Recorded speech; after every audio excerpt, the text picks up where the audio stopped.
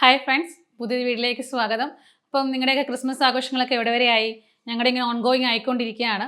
അപ്പോൾ നമുക്കിന്നൊരു ക്രിസ്മസ് കേക്കിൻ്റെ റെസിപ്പി നോക്കിയാലോ? കേക്കില്ലാതെ എന്താ ആഘോഷം അല്ലേ? അപ്പോൾ നമുക്കിന്നൊരു ക്രിസ്മസ് വളരെ ഈസി ആയിട്ട്, നിങ്ങൾ നേരത്തെ സോക്ക് ചെയ്യാൻ വിട്ടുപോയെങ്കിൽ, അല്ലെങ്കിൽ നമുക്ക് നേരെ വീട്ടിലില്ല, ഓവനില്ല, അങ്ങനത്തെ ഒരു ടെൻഷനും വേണ്ട. നമുക്ക് വളരെ ഈസി ആയിട്ട് സിമ്പിളായിട്ട് എങ്ങനെയാണ് ഒരു ക്രിസ്മസ് കേക്ക് ഉണ്ടാക്കാൻ നോക്കിയാലോ? ഞാനിപ്പോൾ മെഷറിംഗ് കപ്പൊന്നും യൂസ് ചെയ്യാതെ നമ്മുടെ സിമ്പിളായിട്ടുള്ള ഒരു ചായയുടെ കപ്പിലാണ് ദേ ഇതുപോലെ ചുമ്മാ സാധാരണ ഒരു ചായയുടെ കപ്പിലാണ് ഇപ്പോൾ ഇതെല്ലാം ചെയ്യാൻ പോകണം കേട്ടോ. എല്ലാം അളക്കാൻ പോകുന്നത് ഈ ഒരു കപ്പിൽ തന്നെയാണ്. അതുപോലെ മെഷറിംഗ് സ്പൂണൊന്നും ഇല്ലെങ്കിൽ ടേബിൾ സ്പൂണ്, ടീസ്പൂണ്, ഇത് രണ്ടും ഉപയോഗിച്ചിട്ടാണ് നമ്മൾ ഇന്ന് അളവുകളെല്ലാം എടുക്കാൻ പോകണം കേട്ടോ. ഞാനിപ്പോൾ നമ്മുടെ ആ സെയിം ചായക്കപ്പിൽ 1 കപ്പ് പഞ്ചസാര എടുത്തിട്ടുണ്ട് കേട്ടോ. എന്നാൽ നികക്കെയാണ് 1 കപ്പ് പഞ്ചസാര എടുത്തേക്കണേ. നിങ്ങൾക്ക് മധുരം കൂടുതൽ വേണമെന്നുണ്ടെങ്കിൽ കുറച്ച് കൂടുതൽ എടുക്കാം. ഞാനിപ്പോൾ 1 കപ്പ് എടുക്കുന്നുള്ളൂ. നമ്മളെല്ലാം അളക്കുന്നത് ഈ ഒരു മെഷർമെൻറ്റ് ഈ ഒരു കപ്പിൽ തന്നെയാണ് കേട്ടോ. ഓയിലായാലും നമ്മുടെ ഡ്രൈ ഇൻഗ്രീഡിയൻസ് എല്ലാം നമ്മൾ അളന്നെടുക്കുന്നത് ഈ ഒരു സെയിം കപ്പിൽ തന്നെയാണ്. അപ്പോൾ ഈ കപ്പിൻ്റെ പകുതി നമുക്ക് കാരമലൈസ് ചെയ്യാൻ വേണം, ബാക്കി പകുതി നമുക്ക് ക്രഷ് ചെയ്ത് പൊടിച്ചെടുക്കണം. നന്നായിട്ട് ഫൈനായിട്ട് പഞ്ചസാര പൊടിച്ചെടുക്കണം. അപ്പോൾ നമുക്കിതിൻ്റെ പകുതി പൊടിച്ചെടുക്കാം, ബാക്കി പകുതി കാരമലൈസ് ചെയ്യാം. ഞാനിപ്പം പാൻ വെച്ചിട്ടുണ്ട്. തീ കുറച്ചൊന്ന് കുടഞ്ഞിട്ട് നമ്മൾ അളന്ന് വെച്ചേക്കുന്ന ബാക്കി പഞ്ചസാര നമുക്ക് കാരമലൈസിന് ഇട്ട് കൊടുക്കാം. ഇതിൽ നിന്ന് ഇതാകട്ടെ കേട്ടോ, നന്നായിട്ട് ഉരുകി വരണം. ഒന്ന് നോക്കണം, ഇടയ്ക്ക് അടുക്കി പിടിക്കാതെ പഞ്ചസാര കരിഞ്ഞു പോകാൻ പാടില്ല. ഒന്ന് നോക്കുക കേട്ടോ, ഒന്ന് ഇളക്കി ഒന്ന് ഉരുകിയെടുക്കുക. നമ്മുടെ പഞ്ചസാരയൊക്കെ നന്നായിട്ട് ഉരുകി തുടങ്ങിയിട്ടുണ്ട്. ഇനി തീയ ഒരു മീഡിയം ടു ലോ രീതിയിലോട്ട് കുറച്ചിടണം, അല്ലെങ്കിൽ പെട്ടെന്ന് കരിഞ്ഞു പോയി കഴിഞ്ഞാൽ നമുക്കൊരു കയ്പ്പ് വരും നമ്മുടെ കേക്കിന്. ഒരു കയ്പ്പുണ്ടാവും, ഒരു മധുരത്തിന് പകരം നമുക്കൊരു കയ്പ്പായിരിക്കും മുമ്പിൽ നിൽക്കുക. അപ്പോൾ അതുകൊണ്ട് കരിഞ്ഞു പോകരുത്. ഒത്തിരി അങ്ങ് ഡാർക്ക് ആകേണ്ട, ഒരു ഗോൾഡൻ ബ്രൗൺ കളർ മതി. അതാണ് നമ്മുടെ കറക്റ്റ് കൺസിസ്റ്റൻസി എന്ന് പറയാം കേട്ടോ. നമുക്ക് ഉരുകി തുടങ്ങിയിട്ടുണ്ടേ. നമ്മുടെ പഞ്ചസാരയൊക്കെ മെൽറ്റായി ഒരു ഗോൾഡൻ കളറിലോട്ടായിട്ടുണ്ട് കേട്ടോ. നമുക്കൊരു ഇത്തിരി കളർ വേണം, ഒരു ഗോൾഡൻ ബ്രൗൺ ആവണേ, ഇച്ചിരി കളർ വേണം. ഇനി തീ നന്നായിട്ട് കുറച്ചിട്ടേക്കണം, പെട്ടെന്ന് കരിഞ്ഞു പോവും. അപ്പോൾ അതുകൊണ്ട് തീ നന്നായിട്ട് ഒന്ന് കുറയ്ക്കണം. ഒന്ന് ഇളക്കി കൊടുക്കുകയോ ചെയ്യണേ, അല്ലെങ്കിൽ ചിലപ്പോൾ അടുക്കി പിടിക്കും. ഗോൾഡൻ കളറിലാണ് നമ്മുടെ ഇതിപ്പം. ഇച്ചിരി ഒരു കളറാണ് കേട്ടോ, എങ്കിലും നമുക്ക് നമ്മുടെ കേക്കിനൊരു കളർ കിട്ടുള്ളൂ. നമ്മുടെ പഞ്ചസാരയൊക്കെ നന്നായിട്ടൊരു ഗോൾഡൻ കളറിലോട്ട്, ഗോൾഡനിൽ നിന്ന് ഒരു ബ്രൗൺ കളറിലോട്ട് ചേഞ്ച് ആയിട്ടുണ്ട് കേട്ടോ. ഇത്രയും മതി. നമുക്ക് തീ വളരെ കുറച്ച് വെക്കാം. ഇനി നമുക്ക് ഇതിനകത്തോട്ട് 1 ഗ്ലാസ് വെള്ളം ഒഴിക്കാം കേട്ടോ. അപ്പോൾ ഇത് പൊട്ടിത്തെറിക്കാൻ സാധ്യതയുണ്ട്, അതുകൊണ്ട് കുറച്ച് ശ്രദ്ധിച്ചൊഴിക്കണേ വെള്ളമേ.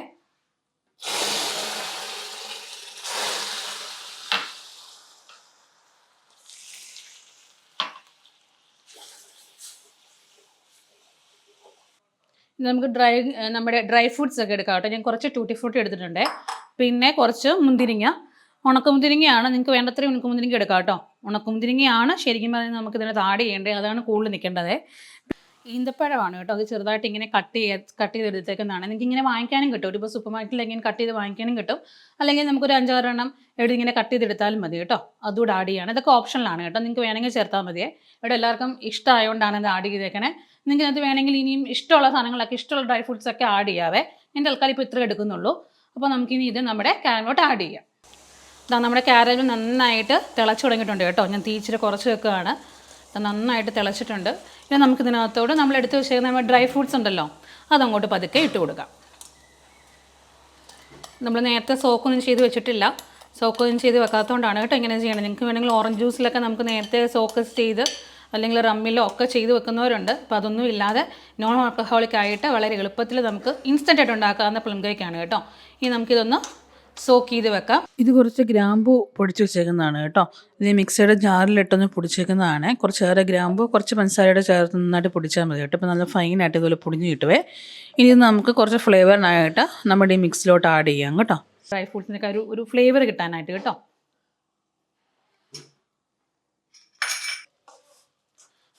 നമ്മുടെ കാരമലൊക്കെ നന്നായിട്ട് ഒന്ന് തിളച്ച് കുറച്ചൊന്ന് പറ്റി കുറുകി വന്നിട്ടുണ്ട് കേട്ടോ. ഈ നന്നായിട്ട് സോക്കായിട്ടുണ്ടേ ഉണ്ടോ. നമുക്ക് ഇൻസ്റ്റൻ്റായിട്ട് ഇങ്ങനെ ചെയ്യാൻ പറ്റും കണ്ടോ. എല്ലാം നന്നായിട്ട് സോക്കായിട്ടുണ്ട്. ഇനി ഒത്തിരി അങ്ങ് കുറുക്കി അങ്ങ് എടുക്കേണ്ട, കാരണം പഞ്ചസാര അവിടെ ഇപ്പോൾ കട്ട പിടിക്കും. അപ്പോൾ അതുകൊണ്ട് ഒത്തിരി അങ്ങ് കുറുക്കി എടുക്കേണ്ട, അത് ഇത്രയും മതിയാവും. അപ്പം അത്യാവശ്യം നമുക്ക് നന്നായിട്ട് ഇതിൻ്റെ വെള്ളമൊക്കെ ഒന്ന് പറ്റി വന്നിട്ടുണ്ട്. നമുക്കിതിനെയും തീ ഓഫ് ചെയ്ത് ഇട്ടേക്കാം. ഇനി നമുക്ക് ബാക്കി നമ്മുടെ കേക്കിൻ്റെ പ്രിപ്പറേഷനിലോട്ട് പോകാം.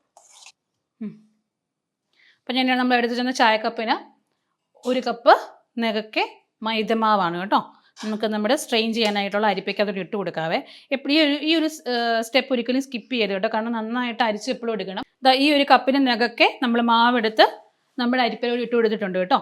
ഇനി നമുക്ക് അടുത്ത് നമ്മൾ ആഡ് ചെയ്യാൻ പോണത് ബേക്കിംഗ് പൗഡറാണ്. ബേക്കിംഗ് പൗഡർ നമ്മൾ എടുത്ത് വെച്ചിരിക്കുന്ന സ്പൂൺ ഉണ്ടല്ലോ, ഈ ചെറിയ സ്പൂണിന് 1 സ്പൂണാണ് ബേക്കിംഗ് പൗഡർ ഇട്ട് കൊടുക്കുന്നത്. അടുത്തത് ബേക്കിംഗ് സോഡയാണ്.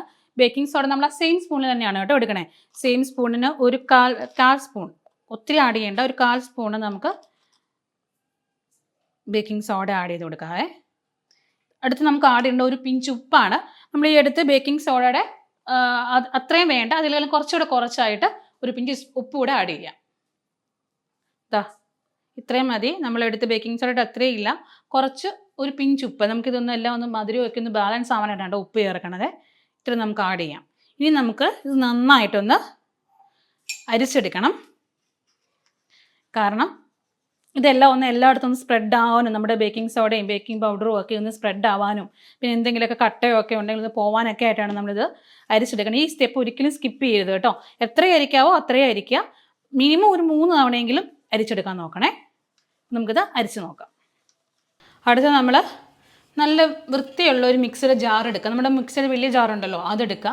ഇതിനകത്ത് ഒട്ടും വെള്ളമായി ഉണ്ടാകാൻ പാടില്ല. നല്ല ക്ലീൻ ചെയ്തിട്ടുള്ള നല്ല വൃത്തിയായിട്ടുള്ള ഒരു മിക്സിയുടെ ജാർ എടുക്കുക. ഇതിലാണ് നമ്മളിതെല്ലാം ബ്ലെൻഡ് ചെയ്യാൻ പോകുന്നത് കേട്ടോ. നമുക്ക് ബീറ്റർ ഒന്നും ഇല്ലെങ്കിൽ സാരമില്ല, നമുക്കിതിൽ ബ്ലെൻഡ് ചെയ്തുണ്ടാക്കാൻ പറ്റും. അപ്പോൾ ഇതിലോട്ട് ഞാൻ 2 കോഴിമുട്ടയാണ് എടുത്തേക്കണേ. ഇത് റൂം ടെമ്പറേച്ചർ ഇരിക്കുന്ന മുട്ടയാണ് കേട്ടോ. ഫ്രിഡ്ജിലൊക്കെ വെച്ചിരുന്ന മുട്ട അതൊന്ന് തണുപ്പ് പോയിട്ട് ഉപയോഗിക്കാവുള്ളൂ. റൂം ടെമ്പറേച്ചർ വേണം മുട്ട എടുക്കാനായിട്ട് കേട്ടോ. അപ്പോൾ ഈ 2 മുട്ട നമുക്കിതിലോട്ട് ആഡ് ചെയ്യാം.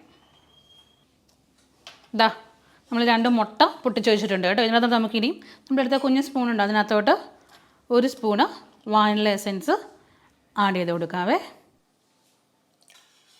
ഇനി നമുക്കിത് ഒരു 15 to 20 സെക്കൻഡ് നല്ല ഹൈ സ്പീഡിലിട്ട് ഒന്ന് നന്നായിട്ടൊന്ന് പതച്ച് അടിച്ചെടുക്കണം. ഓക്കെ, നമുക്കിനി അടിച്ചെടുക്കാം. നമ്മൾ നന്നായിട്ടിത് പതച്ച് അടിച്ചെടുത്തിട്ടുണ്ട് കേട്ടോ. ഒരു 15 സെക്കൻഡ് ഹൈ സ്പീഡിലിട്ട് അടിച്ചെടുത്താണേ. നമുക്കിനി നമ്മൾ ഇങ്ങനെ അടിച്ച് പതച്ച് വെച്ചിരുന്ന ഈ മിക്സിലോട്ടുണ്ടല്ലോ, നമ്മൾ നേരത്തെ ആദ്യം ഒരു 1/2 കപ്പ് പഞ്ചസാര പൊടിച്ച് വെച്ചിട്ടുണ്ടായിരുന്നല്ലോ, അതിന് ആഡ് ചെയ്ത് കൊടുത്ത് ഒരു 10 സെക്കൻഡ് നല്ല ഹൈ സ്പീഡിലിട്ടൊന്ന് അടിച്ചെടുക്കുക കേട്ടോ. അപ്പോൾ ഈ ശ്രദ്ധിക്കേണ്ട കാര്യം, മിക്സിയുടെ ജാർ നല്ല നീറ്റായിരിക്കണം, വെള്ളമായി ഒന്നും ഉണ്ടാകാൻ പാടില്ല. മിക്സിയുടെ ജാറും ജാറിൻ്റെ അടപ്പും കേട്ടോ, രണ്ടും നല്ല നീറ്റായിരിക്കണം, വെള്ളമൊന്നും ഇല്ലാതെ നമുക്കിത് ഇനിയൊന്ന് അടിച്ചെടുക്കാം. നമ്മൾ പഞ്ചസാരയിട്ട് നന്നായിട്ട് അടിച്ച് പതച്ചെടുത്തിട്ടുണ്ട് കേട്ടോ. അപ്പോൾ ഇത് ഒട്ടും വെള്ളമയൊക്കെ ഇല്ലെങ്കിൽ ഇങ്ങനെ നന്നായിട്ട് പതഞ്ഞ് വരത്തുള്ളൂ കേട്ടോ, എങ്കിലും നമ്മുടെ ബാറ്റർ നല്ല കൺസിസ്റ്റൻസി വരുള്ളൂ, അല്ലെങ്കിൽ കട്ടയായി പോകും. അപ്പോൾ അതുകൊണ്ട് അതൊന്ന് ശ്രദ്ധിച്ചാൽ മതി.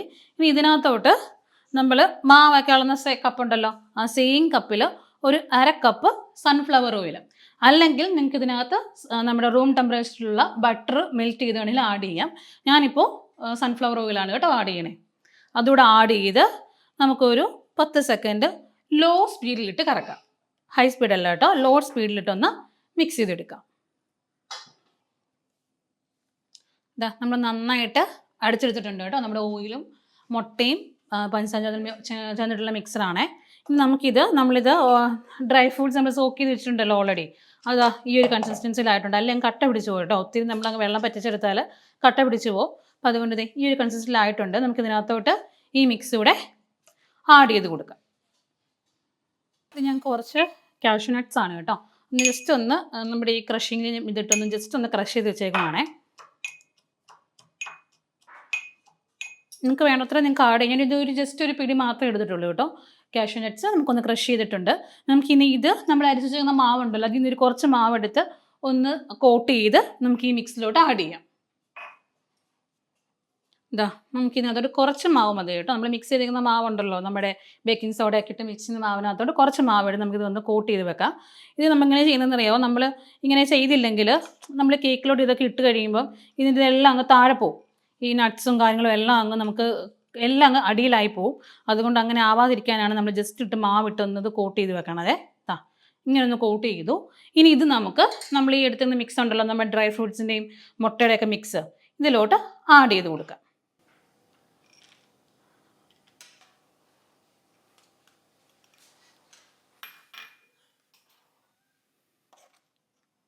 ഇനി എന്താ നമുക്ക് ഈ മിക്സിലോട്ട് നമ്മൾ ഓൾറെഡി പൊടിച്ച് വെച്ചേക്കുന്ന ഗ്രാമ്പൂവിൻ്റെ മിക്സ് ഉണ്ടല്ലോ, ആ മിക്സ് ഒരു സ്പൂൺ ആഡ് ചെയ്യാം കേട്ടോ. നല്ലൊരു ഫ്ലേവറൊക്കെ കിട്ടുവേ, നല്ല ചെറിയൊരു എരിയും നല്ലൊരു ഫ്ലേവർ കിട്ടും പ്ലം കേക്കിന്. അതിന് നമുക്ക് ഒരു സ്പൂൺ ആഡ് ചെയ്യാമേ.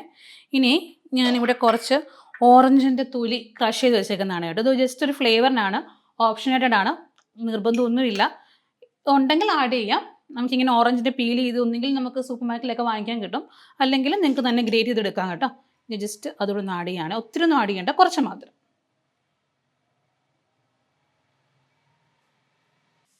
ഇനി നമുക്ക് നമ്മൾ അരിച്ച് ചേർന്ന നമ്മുടെ പൊടിയൊക്കെ ഉണ്ടല്ലോ, ഡ്രൈ ഇൻഗ്രീഡിയൻസ് ഉണ്ട്, ഇത് നമുക്ക് കുറച്ചായിട്ട് ആഡ് ചെയ്യാം. ഒത്തിരി ആഡ് ചെയ്യരുത്, കുറച്ചായിട്ട് ഒരു 3 ബാച്ചായിട്ടൊക്കെ ഇട്ട് കൊടുത്താൽ മതിയേ. നമുക്കിത് കുറച്ചായിട്ട് നമ്മുടെ ഈ മിക്സിലോട്ട് ആഡ് ചെയ്ത് അതൊന്ന് നമുക്ക് മിക്സ് ചെയ്തെടുക്കാം. ഒരുപാട് അങ്ങ് വല്ലാതെ അങ്ങ് ഇട്ട് കൊടുത്ത് ഇളക്കരുത്. നമുക്കിത് ജസ്റ്റ് ഇങ്ങനെ ഫോൾഡ് എടുക്കുകയും ചെയ്യാൻ പാടുള്ളൂ കേട്ടോ. ഒത്തിരി തന്നെ ഇളക്കും തോറും ഇതങ്ങ് ലൂസായി പോവും. അപ്പോൾ അതുകൊണ്ട് ഇങ്ങനെ ജസ്റ്റ് ഫോൾഡ് ചെയ്ത് ഒരു 3 ബാച്ചായിട്ട്, അതായത് കുറച്ചിട്ട് ഒരു 3 ബാച്ചായിട്ടെങ്കിലും കുറഞ്ഞതിട്ട് നമുക്കിതൊന്ന് മിക്സ് ചെയ്തെടുക്കാം. ഇതാ നമ്മുടെ കേക്കിൻ്റെ ബാറ്റർ ഇവിടെ റെഡി ആയിട്ടുണ്ട് കേട്ടോ. നമ്മളിത് നന്നായിട്ട് ഇങ്ങനെ ഫോൾഡ് ചെയ്ത് മിക്സ് ചെയ്തെടുക്കാം കേട്ടോ, അല്ലെങ്കിൽ അങ്ങ് ലൂസായി പോവേ. ഇങ്ങനെ നമ്മൾ മിക്സ് ചെയ്ത് നന്നായിട്ട് എടുത്തിട്ട് ഇതാണ് നമ്മുടെ കറക്റ്റ് പരുവെന്ന് പറയാം. ഒത്തിരി ലൂസും അല്ല, എന്നാൽ ഒത്തിരി കട്ടിയുമല്ല, അതാണ് നമ്മുടെ കറക്റ്റ് പരുവം.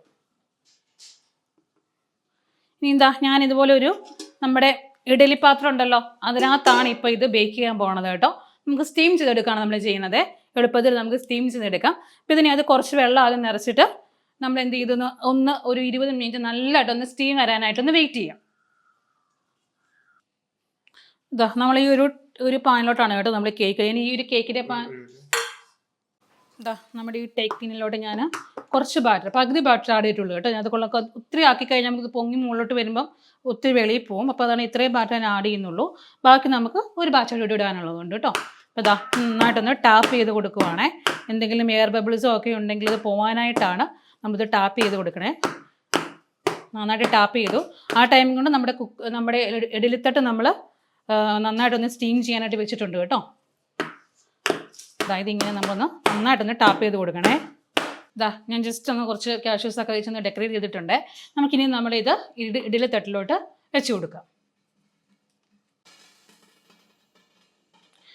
നമ്മുടെ നന്നായിട്ട് നമുക്കിപ്പം ആവി വന്നുകൊണ്ടിരിക്കുകയാണ്. ശ്രദ്ധിക്കേണ്ട കാര്യം, നന്നായിട്ട് സ്റ്റീം വന്നതിന് ശേഷം മാത്രമേ നമ്മുടെ കേക്കിൻ്റെ ടിന്നിനകത്ത് വെക്കാൻ പാടുള്ളൂ കേട്ടോ. എങ്കിലും നമുക്ക് നന്നായിട്ട് പൊങ്ങി വരുള്ളൂ. നന്നായിട്ട് നമ്മുടെ കേക്ക് പൊങ്ങി വന്നിട്ടുണ്ട് കേട്ടോ. ഇനി നമുക്കൊന്ന് കുത്തി നോക്കാം, ഇത് വെന്തിട്ടുണ്ടോ എന്ന് നോക്കാവേ.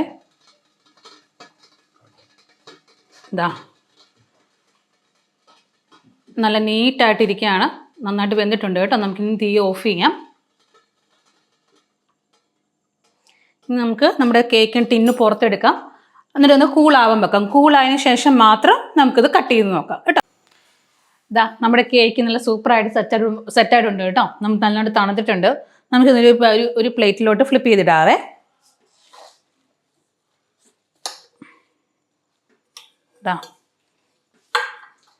നന്നായിട്ട് വന്നിട്ടുണ്ട്. നമുക്ക് ഈ പേപ്പേഴ്സൊക്കെ നിങ്ങൾ മാറ്റിക്കളയാം. നമുക്ക് നമ്മുടെ കേക്ക് മുറിച്ച് നോക്കിയാലോ.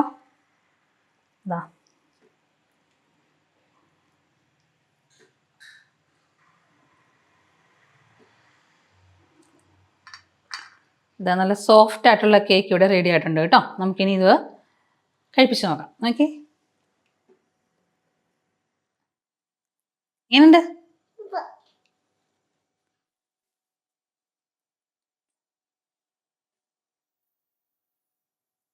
എങ്ങനെയുണ്ട്? അപ്പോൾ വളരെ ഈസി ആയിട്ട് ഉണ്ടാകാവുന്ന ക്രിസ്മസ് പ്ലം കേക്ക് എല്ലാവരും റെഡിയാക്കി നോക്കുക. അടുത്തൊരു വീഡിയോയിൽ കാണാം. ബൈ.